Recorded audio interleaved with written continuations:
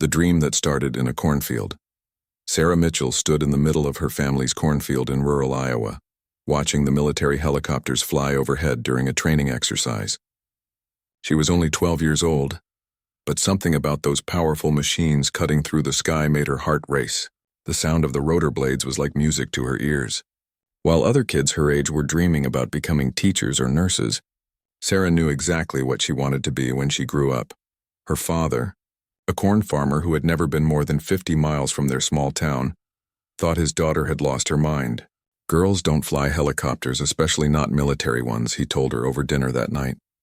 Her mother just smiled and patted Sarah's hand, the way mothers do when they think their children will grow out of their crazy ideas. But Sarah didn't grow out of it.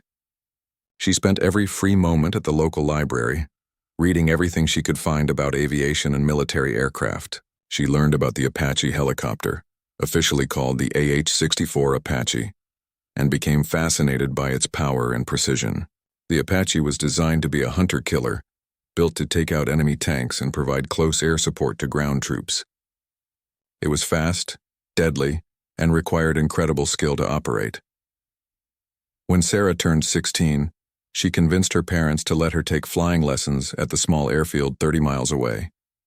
She worked at the local diner every weekend to pay for the lessons, serving coffee and pie to truckers and farmers while dreaming of flying combat missions. Her flight instructor, an old Vietnam veteran named Chuck, was impressed by her natural ability and determination. "I've been teaching people to fly for 20 years, Chuck told her one day as they walked around his small Cessna, doing the pre-flight check. "I've never seen anyone pick it up as fast as you do. You've got something special." Kid. Sarah graduated high school as valedictorian and immediately enlisted in the Army. She had researched everything about military aviation and knew that the Army operated more helicopters than any other branch of the military.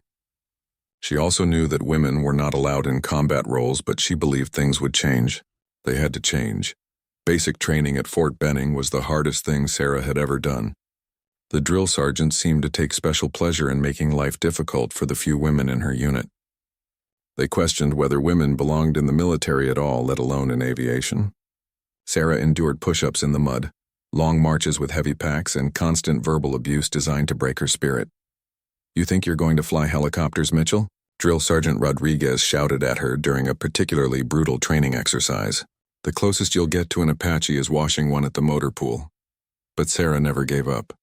She finished basic training in the top 5% of her class and was accepted into the Army's Warrant Officer Candidate School, the first step toward becoming a pilot. The academic work was intense, covering everything from aerodynamics to military law. Sarah studied harder than she had ever studied in her life, often staying up until 2 in the morning reviewing flight manuals and technical specifications.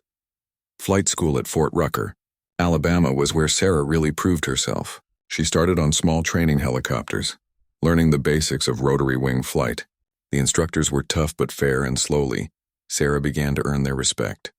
She had a natural feel for flying that couldn't be taught. She could make a helicopter do things that seemed impossible, placing it exactly where it needed to be with precision that amazed even experienced pilots. After 18 months of training, Sarah graduated from flight school and received her wings. She was now a fully qualified Army helicopter pilot. But there was one problem. The Apache helicopters she dreamed of flying were classified as attack aircraft, and women were still prohibited from serving in direct combat roles. Instead, she was assigned to fly transport helicopters, moving supplies and personnel around military bases. For 2 years, Sarah flew transport missions, always hoping for a chance to prove she could handle something more challenging. She watched male pilots with less experience and lower test scores get assigned to Apache units, while she remained stuck flying cargo runs. The frustration was eating away at her, but she refused to give up on her dream. Then, in 1991, everything changed. The Gulf War had begun, and the military needed every qualified pilot they could get. Sarah's unit was deployed to Saudi Arabia as part of Operation Desert Shield. For the first time in her military career, she was in a real combat zone, even if she was still flying transport missions. The desert base where Sarah was stationed was unlike anything she had ever experienced. The heat was unbearable, reaching over 120 degrees during the day. Sand got into everything, including the helicopter engines which required constant maintenance. The tension in the air was thick as everyone prepared for what they knew would be a major military operation. Sarah's job was to fly supplies to forward operating bases and evacuate wounded soldiers when necessary. It wasn't the combat flying she had dreamed of, but it was dangerous work that required skill and courage. She flew missions at night, using night vision goggles to navigate through the darkness while avoiding enemy fire. One night, while returning from a supply run to a base near the Iraqi border, Sarah heard a distress call on her radio. An Apache helicopter had been shot down about 10 miles from her position, and the crew needed immediate evacuation. The official rescue helicopters were too far away to respond quickly, and the downed pilots were in danger of being captured or killed by Iraqi forces. Sarah knew she wasn't supposed to deviate from her mission, but she also knew that 2 fellow pilots needed help. She made a decision that would change everything. She turned her transport helicopter toward the crash site, flying low and fast to avoid detection. This was her chance to prove that she belonged in combat aviation, even if it meant breaking the rules. As she approached the crash site, Sarah could see smoke rising from the wreckage and muzzle flashes from enemy weapons in the distance. The downed Apache crew was pinned down and fighting for their lives. Sarah had to make the most important decision of her military career, knowing that whatever happened next would determine not just her future, but possibly the future of women in military aviation. The rescue that changed everything. The desert air was thick with smoke and the sound of gunfire as Sarah flew her transport helicopter toward the crash site. Her hands were steady on the controls, but her heart was pounding. She had never been in a real combat situation before, and everything she had learned in training was about to be put to the ultimate test. Through her night vision goggles, she could see the wreckage of the Apache helicopter scattered across the desert floor. 2 figures were crouched behind a large piece of the aircraft, using it as cover, while enemy soldiers moved closer to their position. Sarah knew she had only minutes before the Iraqi forces would overrun the crash site. Her transport helicopter wasn't designed for combat rescue operations. It had no armor plating, no defensive weapons, and no protection against enemy fire. It was basically a flying target, but it was the only hope for the 2 downed pilots. Sarah radioed the crash site. "Apache 77, this is Transport 41. I'm coming in to get you out of there." The response came back immediately. "Transport 41, negative. This area is too hot. Enemy forces are closing in from 3 directions. You need to stay clear and wait for the cavalry." But Sarah knew there wasn't time to wait. She could see muzzle flashes getting closer to the crash site with each passing second. "Apache 77, I'm coming in whether you like it or not. Get ready to move." She began her approach, flying as low as possible to avoid enemy radar and reduce the time she would be exposed to ground fire. The desert sand whipped up around her helicopter as she descended, creating a thick cloud that would help hide her position, but also make landing extremely difficult. As Sarah brought her helicopter down, enemy bullets began hitting the aircraft. She could hear the metallic pings as rounds struck the fuselage and see sparks flying from the rotor blades. One bullet shattered the side window, sending glass fragments across the cockpit. Another punched through the floor near her feet. The 2 Apache pilots ran toward her helicopter through the swirling sand and enemy fire. Captain Mike Rodriguez, the aircraft commander, was helping his co-pilot, Lieutenant Tom Wilson, who had been injured in the crash and was having trouble walking. Sarah kept her engines running and the rotors turning, ready to take off the moment they were aboard. Just as the 2 pilots reached her helicopter, a rocket-propelled grenade exploded about 50 yards away, sending a shockwave that rocked the aircraft and nearly knocked Sarah off her seat. Shrapnel peppered the helicopter's skin, and she could smell fuel leaking from a damaged tank. "We're in. Go, go, go!" Rodriguez shouted over the noise of the engines and enemy fire. Sarah pulled up on the collective control and pushed forward on the cyclic, lifting the helicopter into the air and accelerating away from the crash site as fast as the damaged aircraft would allow. More bullets flew past them and she could see tracer rounds lighting up the night sky like deadly fireworks. The flight back to base was the longest 20 minutes of Sarah's life. The helicopter was vibrating badly from the damage it had sustained, and she could feel the controls getting mushy as hydraulic fluid leaked from damaged lines. The fuel gauge was dropping rapidly and she wasn't sure they would make it back before running out. Lieutenant Wilson was unconscious in the back of the helicopter, and Captain Rodriguez was trying to stop the bleeding from a shrapnel wound in his leg. Sarah focused on keeping the aircraft in the air, using every bit of skill and experience she had gained during her years of training. When they finally reached the base, Sarah made one of the smoothest landings of her career, despite the helicopter's damaged condition. As soon as the rotors stopped turning, medical personnel rushed aboard to help Lieutenant Wilson, who was quickly transported to the base hospital. Word of Sarah's rescue mission spread quickly through the base. By morning, everyone knew about the transport pilot who had risked her life to save 2 Apache crew members. Colonel James Patterson, the base commander, called Sarah into his office first thing the next day. "Captain Mitchell," he said, looking at her across his desk with a mixture of admiration and concern. "What you did last night was either the bravest or the most foolish thing I've ever seen." Maybe both. Sarah stood at attention, waiting for what she was sure would be a severe reprimand or possibly even a court-martial for disobeying orders and endangering military equipment. "You violated about 6 different regulations," Colonel Patterson continued. "You took an unauthorized deviation from your assigned mission. You put yourself and a valuable aircraft at unnecessary risk. You entered a combat zone without proper authorization or backup support." Sarah's heart sank. She had saved 2 lives, but apparently that didn't matter to the military bureaucracy. But then Colonel Patterson smiled. "You also saved the lives of 2 fellow soldiers and showed more courage and skill than pilots with twice your experience.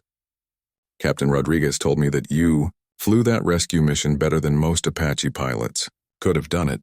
The colonel walked around his desk and stood in front of Sarah. "I'm recommending you for the Distinguished Flying Cross Captain.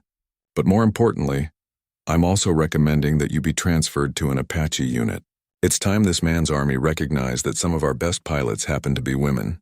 Sarah couldn't believe what she was hearing. The Distinguished Flying Cross was one of the highest awards for aerial achievement, typically reserved for combat pilots who had performed extraordinary acts of heroism. And the possibility of flying Apaches was beyond her wildest dreams. "Sir, women aren't allowed in combat roles," Sarah said, confused about how such a transfer could be possible. Colonel Patterson sat back down at his desk and picked up a folder. "That's about to change, Captain. The Gulf War has shown that the old rules don't make sense anymore. Women like you are already in combat situations, whether we call them that or not. The Pentagon is reviewing the combat exclusion policy, and I think you've just provided them with all the evidence they need." Over the next few weeks, Sarah's story reached the highest levels of the military command structure. News reporters heard about the rescue and wanted to interview her. Politicians began asking questions about why talented pilots like Sarah were being kept out of combat roles because of their gender. Captain Rodriguez and Lieutenant Wilson both recovered from their injuries and spoke publicly about how Sarah had saved their lives. They testified before congressional committees that there was no reason women shouldn't be allowed to fly combat aircraft if they had the skills and courage to do the job. The military brass found themselves in an uncomfortable position. They had a decorated female pilot who had proven herself in combat, but their own regulations prevented them from fully utilizing her talents. Something had to give, and Sarah Mitchell had become the catalyst for change that would transform military aviation forever. The girl from the Iowa cornfield, who had dreamed of flying Apache helicopters, was about to become the woman who opened the door for all, the female combat pilots who would follow in her footsteps, fighting battles on 2 fronts. The media attention following Sarah's rescue mission was unlike anything she had ever experienced. Reporters from major newspapers and television networks wanted to interview the female pilot who had risked her life to save her fellow soldiers. Sarah found herself thrust into the national spotlight, becoming the face of a debate about women's roles in the military that had been simmering for decades. Some of the coverage was positive, portraying Sarah as a hero who had proven that women could perform just as well as men in dangerous situations, but not all of it was supportive. Conservative politicians and military traditionalists criticized the idea of women in combat roles, arguing that it would weaken military effectiveness and unit cohesion. "Women don't belong in combat," declared Senator Robert Hayes during a television interview. "They're not physically or emotionally equipped to handle the stress of battle. This incident was just lucky, not proof that women should be flying attack helicopters." Sarah watched these interviews from her quarters at the base, feeling frustrated that people who had never been in combat were making decisions about her career and the careers of other qualified women. She had proven herself under fire, but somehow that wasn't enough for those who preferred to cling to outdated traditions.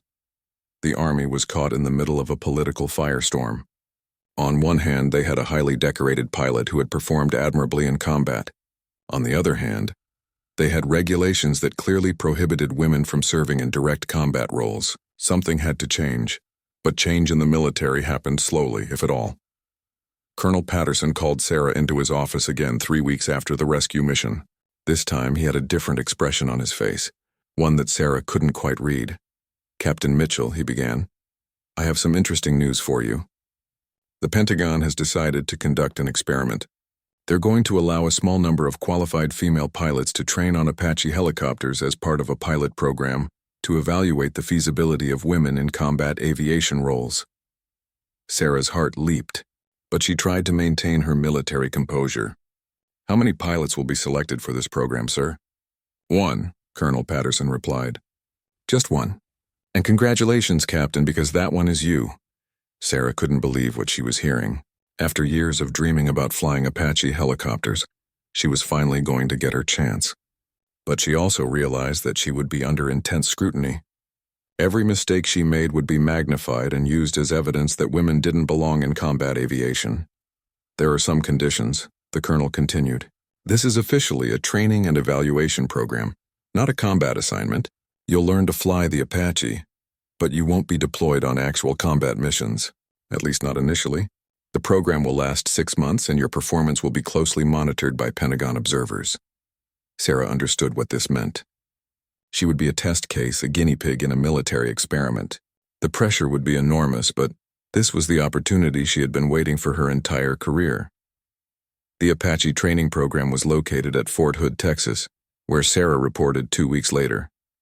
The facility was impressive, with state-of-the-art flight simulators and some of the most advanced helicopters in the world. The AH-64 Apache was even more amazing up close than Sarah had imagined. A sleek, powerful machine designed for one purpose: combat. Her instructor was Chief Warrant Officer Ford David Chen, a veteran Apache pilot with over 2,000 combat flight hours. Chen had a reputation for being one of the toughest instructors in the Army, known for his no-nonsense approach and high standards. Sarah could tell from their first meeting that he wasn't particularly thrilled about training a female pilot. "Let me be clear about something, Mitchell," Chen said as they walked around an Apache helicopter during her first day of training. "I don't care what you did in the desert or what the newspapers say about you. In my program, you start from zero. You'll be judged by the same standards as every other Apache pilot, and I promise you those standards are higher than anything you've experienced before." Sarah appreciated Chen's direct approach. She didn't want special treatment because she was a woman, and she certainly didn't want to be given a pass because of her media coverage.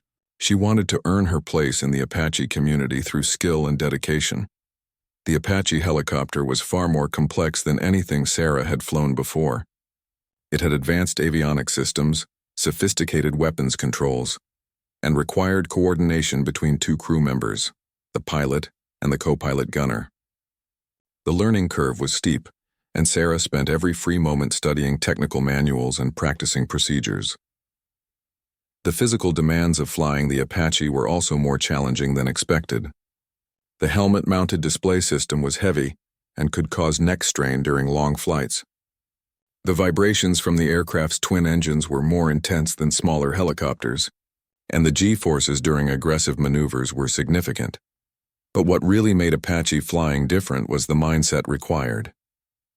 This wasn't a transport helicopter designed to move people and supplies. This was a weapon system designed to hunt and destroy enemy targets. Sarah had to learn to think like a combat pilot, to make split-second decisions that could mean the difference between mission success and failure, between life and death. Chen put Sarah through rigorous training scenarios in the flight simulator, testing her ability to handle emergency situations, navigate in poor weather, and engage multiple targets while under enemy fire. He was demanding and critical, pointing out every small mistake and pushing her to improve. "Your reaction time on that target acquisition was 2 seconds too slow," he would say after a simulator session. "In combat, 2 seconds is the difference between destroying an enemy tank and being destroyed by one." Sarah took every criticism to heart and worked harder to improve. She practiced until her hands moved across the controls without conscious thought. until she could identify and engage targets faster than most experienced pilots. After 2 months of intensive training, Chen began to show grudging respect for Sarah's abilities. She was learning faster than most students and showing the kind of instinctive flying skills that couldn't be taught, but he still pushed her harder than anyone else in the program. "You're good, Mitchell," he told her after a particularly challenging training flight. "Better than I expected. But being good isn't enough. You have to be better than good because everyone will be watching you, waiting for you to fail." Sarah understood what he meant. She wasn't just training to be an Apache pilot. She was training to be the first female Apache pilot. Every aspect of her performance would be scrutinized and used to judge whether other women should be given the same opportunity. The pressure was intense, but Sarah thrived under it. She had been dealing with skepticism and discrimination throughout her military career, and she had learned to channel that negativity into motivation. Every person who doubted her abilities only made her more determined to succeed. As her training progressed, Sarah began to realize that she wasn't just fighting for her own career anymore. She was fighting for every woman who had ever dreamed of serving her country in combat roles, but had been told it wasn't possible. The responsibility was overwhelming, but it also gave her strength she didn't know she possessed. The final phase of her training would determine whether Sarah Mitchell would become the first female Apache pilot in Army history, or just another failed experiment in military integration. Proving ground under fire. The final evaluation for Sarah's Apache training program was unlike anything she had experienced before. A panel of senior Army aviation officers, Pentagon officials, and congressional observers had gathered at Fort Hood to assess whether the first female Apache pilot experiment had been successful. Sarah knew that her performance over the next 3 days would determine not just her own future, but the future of women in military combat aviation.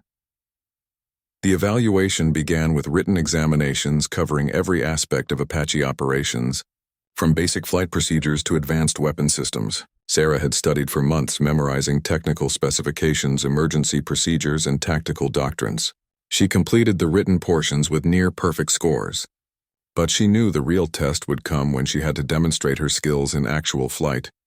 Chief Warrant Officer Chen had prepared her well, but now she would be flying with evaluators she had never met before. Major Patricia Williams, one of the few senior female officers in Army aviation, would serve as her co-pilot gunner during the evaluation flights. Williams had volunteered for the assignment despite potential career risks, believing that supporting qualified women was more important than playing it safe.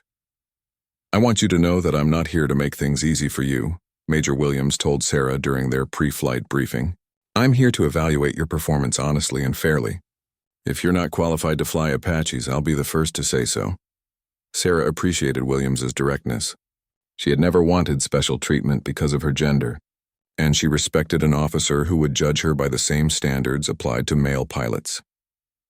The first evaluation flight focused on basic Apache handling and emergency procedures.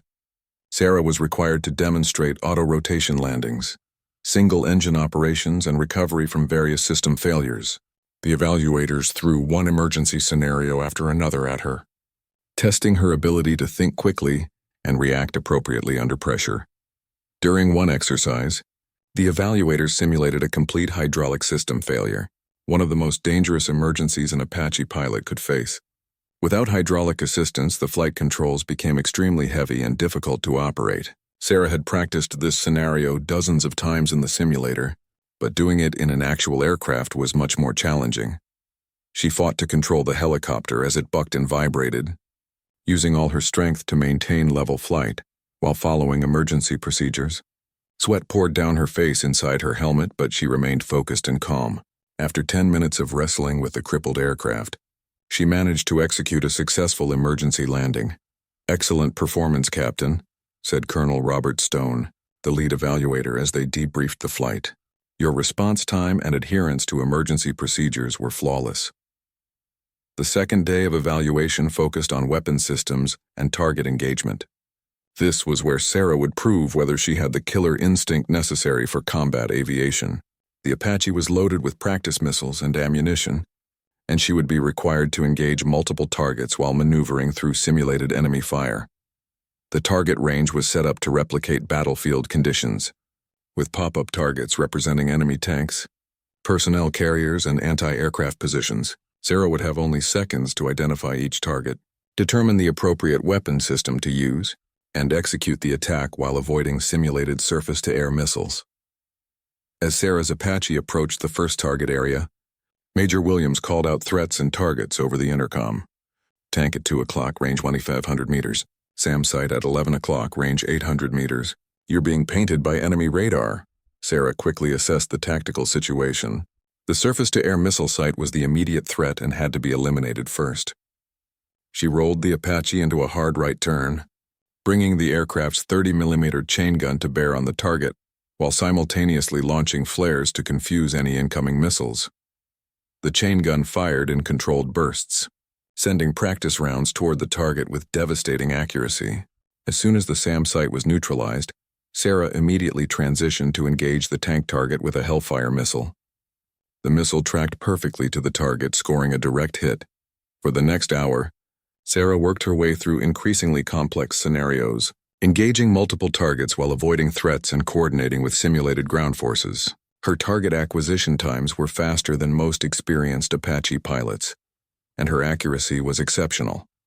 Outstanding weapons employment, Major Williams reported to the evaluation panel. Her situational awareness and target prioritization were exactly what you'd expect from a seasoned combat pilot. The final day of evaluation would be the most challenging. Sarah would participate in a large-scale training exercise involving multiple aircraft and ground units. This would test her ability to operate as part of a team and follow complex tactical plans while dealing with the chaos and confusion of simulated combat. The exercise scenario involves supporting a ground assault against a heavily defended enemy position. Sarah's Apache would be part of a 4-ship formation, tasked with clearing enemy anti-aircraft defenses and providing close air support to advancing infantry units. As the formation approached the target area, radio chatter filled the airwaves with reports of enemy activity, weather updates, and coordination between various units. Sarah had to process all this information while flying her aircraft and preparing for combat. Apache flight, this is ground control, came the radio call. We have multiple SA-6 sites active in the target area. Recommend you come in low from the east and work your way north along the ridgeline. Sarah acknowledged the transmission and adjusted her flight path accordingly. The other 3 Apaches in the formation followed her lead, maintaining proper spacing and altitude to avoid presenting an easy target for enemy gunners. As they approached the first target, enemy fire erupted from multiple positions. Tracer rounds and simulated missile launches lit up the sky around them. Sarah had to quickly identify which threats were real and which were just part of the training exercise, all while executing her assigned mission. She rolled in on her first target, a simulated anti-aircraft gun position, and destroyed it with precise cannon fire. Then she immediately transitioned to support ground troops who were pinned down by enemy machine gun fire. Her rockets impacted exactly where the ground controller had requested, allowing the infantry to advance. For 2 hours, the battle raged across the training area. Sarah engaged dozens of targets coordinated with ground forces and helped her formation complete their mission objectives. When the exercise finally ended, she had performed flawlessly under conditions that challenged even veteran combat pilots. That evening, the evaluation panel met to discuss their findings. Sarah waited in her quarters, trying to stay calm while her future was being decided. She had given everything she had to the evaluation, but she knew that politics and prejudice could still influence the final decision. At 2100 hours, Colonel Stone called Sarah to report to the briefing room. As she walked across the base, she noticed other officers watching her with expressions of curiosity and anticipation. Word had spread that the evaluation panel was ready to announce their decision. When Sarah entered the briefing room, she saw the entire evaluation panel seated at a conference table, along with several other senior officers she didn't recognize. Colonel Stone stood up as she entered and called the room to attention. "Captain Mitchell," he began, his voice formal and serious. "The evaluation panel has completed its assessment of your performance during the Apache pilot qualification program." Sarah's heart was pounding, but she maintained her military bearing and waited for the verdict that would change her life forever.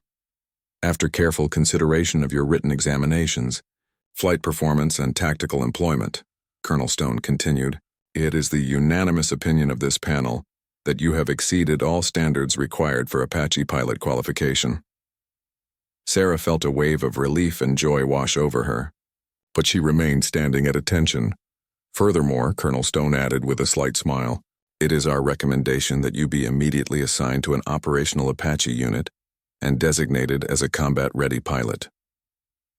The room erupted in applause from the assembled officers. Sarah had done it. She had become the first female Apache pilot in Army history, and she had earned the respect of every evaluator through her skill and determination. But as Sarah would soon discover, earning the qualification was only the beginning. Now she would have to prove herself all over again to a squadron of combat pilots who weren't necessarily ready to accept a woman into their ranks. Earning wings among warriors, Sarah's assignment to the 3rd Squadron, 17th Cavalry Regiment at Fort Campbell, Kentucky, was met with mixed reactions.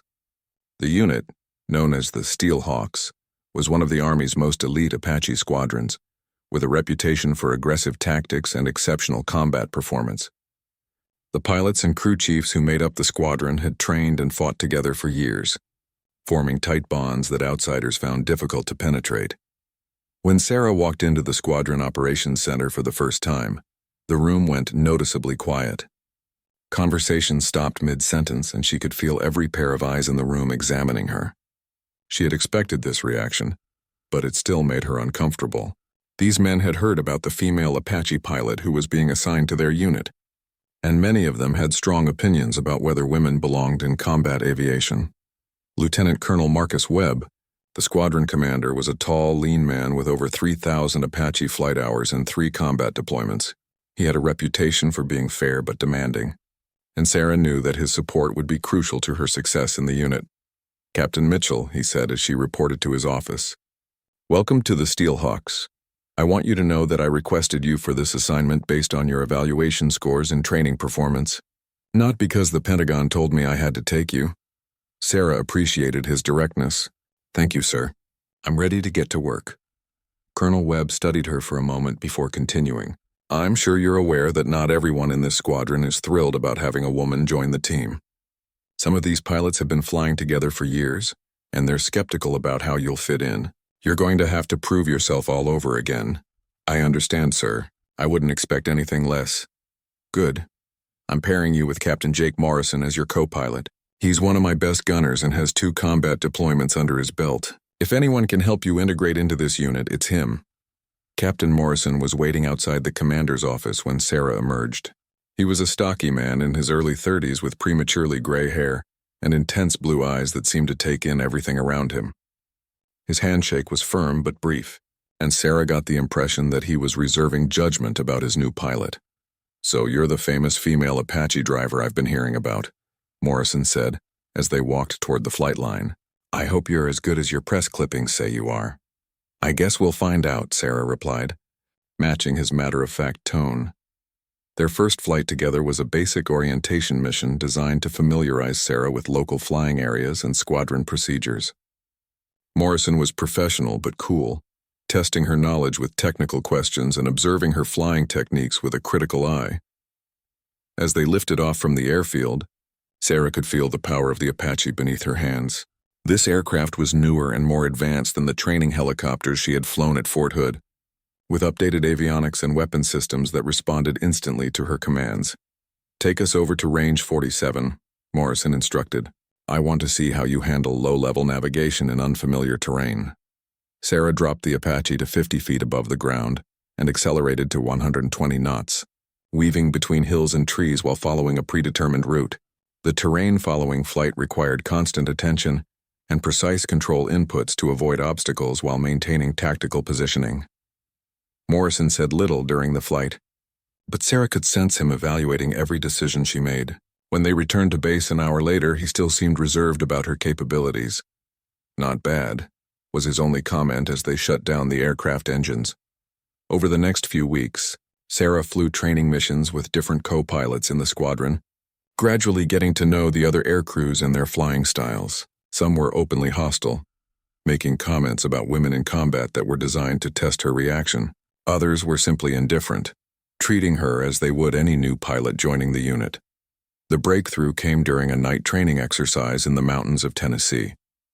Sarah was flying with Morrison when they received an emergency call from a simulated downed aircrew. Another Apache in the squadron had made a precautionary landing due to engine problems, and the crew needed immediate extraction before enemy forces reached their position. The landing zone was in a narrow valley surrounded by trees and power lines, with barely enough room for an Apache to maneuver safely. Even in daylight, it would have been a challenging approach, but at night, with only night vision goggles for visual reference, it was extremely dangerous. "I can get us in there," Sarah told Morrison over the intercom, studying the terrain through her goggles. "That's a hell of a tight spot," Morrison replied. "Are you sure about this?" "Trust me." Sarah began her approach, flying between the trees with only feet to spare on either side. The downdraft from the rotor blades created a dust cloud that reduced visibility even further. But she used the aircraft's radar altimeter and her own instincts to guide the helicopter to a perfect landing in the small clearing. The simulated rescue took only 3 minutes, but the takeoff was even more challenging than the landing. Sarah had to lift the Apache straight up through a hole in the forest canopy while avoiding tree branches that could destroy the rotor blades. When they finally cleared the obstacle course and were flying in open airspace, Morrison keyed his intercom. "Holy shit, Mitchell," he said, his voice filled with genuine admiration. "That was some of the best flying I've ever seen. I've been doing this for 8 years and I wouldn't have attempted that approach." Word of Sarah's night rescue spread quickly through the squadron. The other pilots began to look at her differently, with a new level of respect in their eyes. Captain Rick Thompson, one of the most experienced pilots in the unit who had initially been skeptical about women in combat roles, approached her in the ready room the next morning. "Mitchell," he said, "I owe you an apology. I didn't think you belonged here, but last night proved me wrong. Anyone who can fly like that has earned their place in this squadron." The acceptance didn't come all at once, but gradually, Sarah found herself being included in the informal conversations and after-duty activities that were so important to squadron cohesion. The other pilots began asking for her opinions on tactical matters and seeking her advice on flying techniques. Morrison, in particular, became a strong advocate for Sarah's abilities. During squadron briefings, he would praise her performance and recommend her for challenging assignments. Their partnership in the cockpit evolved from professional cooperation to genuine teamwork, with each pilot complementing the other's strengths. 3 months after joining the Steelhawks, Sarah faced her biggest test yet. Intelligence reports indicated that a terrorist group was planning an attack on a remote military outpost in a hostile region overseas. The Steelhawks were being deployed on an emergency mission to provide air support for the isolated garrison. Colonel Webb called Sarah into his office the day before deployment. "Mitchell, I want you to know that this is a real combat mission, not a training exercise. You'll be flying in an area where people will be shooting at you with the intent to kill. Are you ready for this?" Sarah had been waiting for this moment her entire military career. "Yes, sir." "I'm ready." "Good, you'll be flying wing position with Morrison. Stay close to your flight lead and follow orders exactly. This isn't the time for individual heroics." The deployment took the squadron to a forward operating base in a mountainous region where government forces were fighting against well-armed insurgents. The conditions were harsh, with extreme temperatures, difficult terrain, and an enemy that knew the area intimately. Sarah's first combat mission came 2 days after arrival. Intelligence had located an insurgent training camp in a remote valley, and the Steelhawks were tasked with destroying it before the terrorists could launch their planned attack on the military outpost. As Sarah's Apache lifted off in the pre-dawn darkness, she felt a mixture of excitement and nervousness that she had never experienced before. This was what she had trained for, dreamed about, and fought to achieve throughout her career. She was finally going into combat as an Apache pilot. The flight to the target area took 40 minutes, with 4 Apaches flying in tactical formation at low altitude to avoid enemy radar. Sarah flew wing position to Captain Rodriguez, the flight leader, maintaining precise spacing and altitude while scanning for threats. As they approached the target valley, Rodriguez's voice crackled over the radio. "Steelhawk flight, this is Lid. Target area in sight. Begin your attack runs on my mark." Sarah could see the insurgent camp spread out below them in the valley, a collection of buildings, vehicles, and training areas hidden among the trees. Intelligence reports indicated that over 50 heavily armed terrorists were based at the facility. "Steelhawk 2, you're cleared hot," Rodriguez called, giving Sarah permission to engage her assigned targets. Sarah rolled her Apache into a diving attack. lining up on a building that intelligence had identified as a weapons storage facility. Her finger found the trigger for the 30mm chain gun, and she squeezed off a controlled burst that sent high explosive rounds into the structure. The building erupted in a fireball as stored ammunition exploded. Legacy of the Sky Pioneer. 2 years after Sarah Mitchell became the first female Apache pilot in Army history, the military landscape had changed dramatically. The combat exclusion policy that had prevented women from serving in direct combat roles was officially repealed, opening the door for qualified women to serve in every military occupation, including the most elite special operations units. Sarah had completed 3 combat deployments with the Steelhawks, participating in over 50 combat missions and earning numerous decorations for valor and professional excellence. Her success had paved the way for dozens of other women to enter Apache training programs, and she had become a mentor and role model for female aviators throughout the military. The transformation hadn't been easy. Each new female pilot faced the same skepticism and challenges that Sarah had encountered, but they also had the advantage of her example to point to. The argument that women couldn't handle combat stress or operate complex weapon systems had been thoroughly debunked by Sarah's performance and that of the women who followed her. Major Sarah Mitchell, recently promoted, now served as the Assistant Operations Officer for the Steelhawks, helping to plan and coordinate combat missions while still flying regularly. Her office walls were decorated with photos from various deployments, commendation certificates, and a letter from a young girl in Iowa who wanted to become an Apache pilot when she grew. One particular photograph held special significance. A group shot of her, squadron taken after a successful mission in Afghanistan. Sarah stood among her fellow pilots, no longer the outsider trying to prove herself, but an accepted and respected member of the team. The image captured a moment in military history when gender barriers had finally been broken down through skill, courage, and determination. The impact of Sarah's breakthrough extended far beyond military aviation. Her story had inspired women in other male-dominated professions to pursue their dreams despite institutional barriers. College programs that trained pilots reported significant increases in female enrollment, and aerospace companies began actively recruiting women for engineering and test pilot positions. During a speaking engagement at the Air Force Academy, Sarah addressed a packed auditorium of cadets, including many young women who saw unlimited possibilities in their military careers. "When I was your age," she told them, "people said that women couldn't handle the physical and mental demands of combat flying. They said we weren't aggressive enough, weren't strong enough, weren't tough enough. But those limitations existed only in their minds, not in reality." The cadets listened intently as Sarah described her journey from a farm girl in Iowa to a decorated combat pilot. She spoke about the importance of preparation, persistence, and maintaining high standards regardless of the obstacles placed in your path. "You will face people who doubt your abilities," she continued. "Some will question whether you belong in the military at all. Don't waste time trying to convince them with words. Let your performance speak for itself, and eventually, even the most stubborn skeptics will have to acknowledge your competence." After her presentation, dozens of cadets approached Sarah with questions about military aviation and career advice. Many of the young women told her how much her example had meant to them, knowing that a path existed for them to serve in any capacity they chose. One cadet, a young woman named Lisa Chen, reminded Sarah of herself at that age, determined, focused, and burning with ambition to serve her country in the most challenging way possible.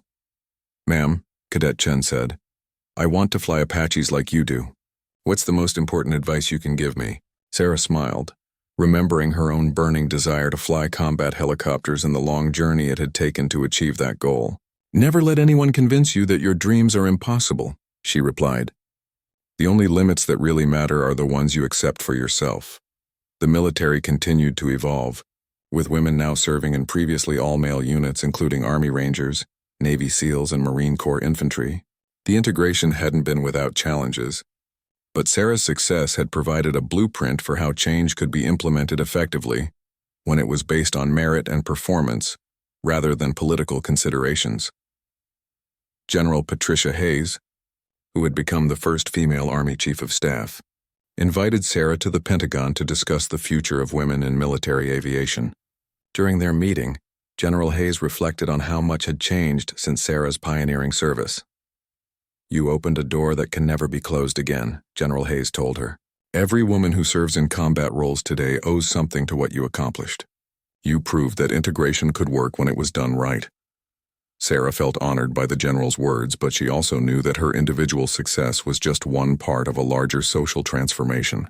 The women who had followed her into Apache cockpits had their own stories of courage and achievement, proving that her success wasn't an anomaly, but rather an indication of what was possible when artificial barriers were removed.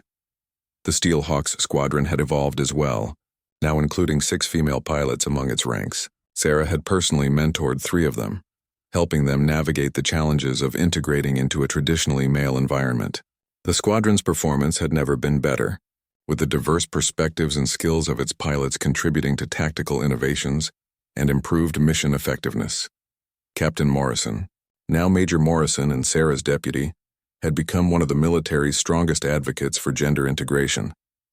His transformation from skeptical co-pilot to supportive colleague illustrated how attitudes could change when people worked together toward common goals.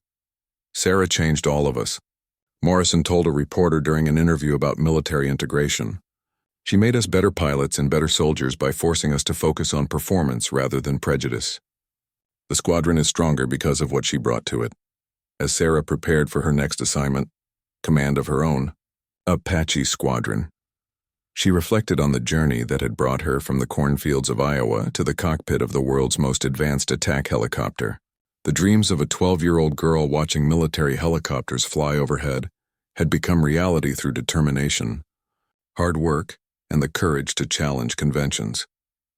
The barriers that had once seemed insurmountable had fallen, not through political pressure or social engineering, but through the simple demonstration that women could perform just as effectively as men when given the opportunity. Sarah's legacy wasn't just about being the first female Apache pilot, but about proving that excellence had no gender. Young girls across America now grew up knowing that any military career they chose was available to them. The phrase "women can't do that" had been permanently erased from military vocabulary, replaced by the understanding that individual capability was what mattered, not gender stereotypes. Sarah Mitchell had changed more than military policy. She had changed what was considered possible. In doing so, she had opened the sky to every woman who dared to reach for it, ensuring that future generations would never face the barriers that had once blocked her path to the cockpit of an Apache helicopter. The farm girl who had dreamed of flying had become the woman who made those dreams possible for countless others, leaving a legacy that would inspire aviators for generations to come. In breaking the rules that said she couldn't fly in combat, Sarah Mitchell had rewritten the rules for everyone who would follow.